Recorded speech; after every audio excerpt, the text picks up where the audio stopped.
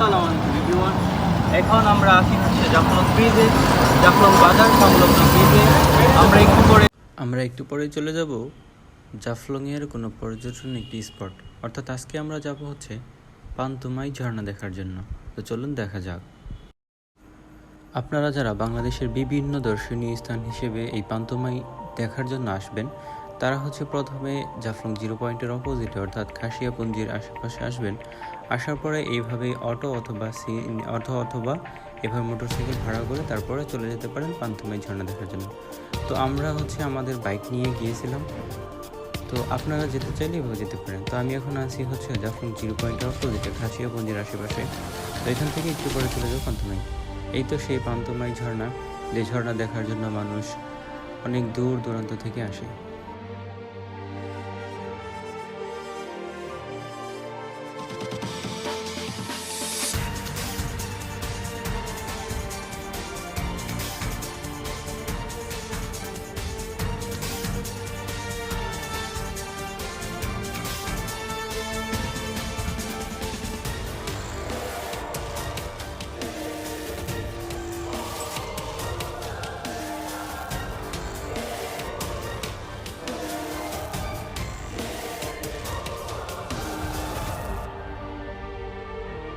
Finally আমরা এখানে এসে পড়েছি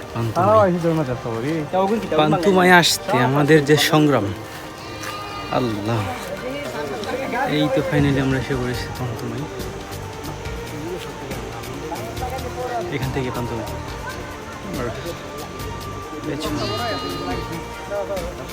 এইটুকু আসতে আমাদের অনেক সংগ্রাম করতে হয়েছে। এই যে পড়ে গেছি।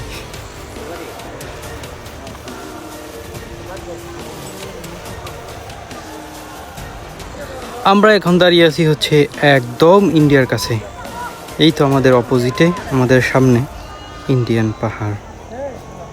এখন আমরা আছি বাংলাদেশের পান্তুমাই, বাংলাদেশের গোয়াইনঘাটের পান্তুমাই অঞ্চলে। এটাই সেই ঐতিহাসিক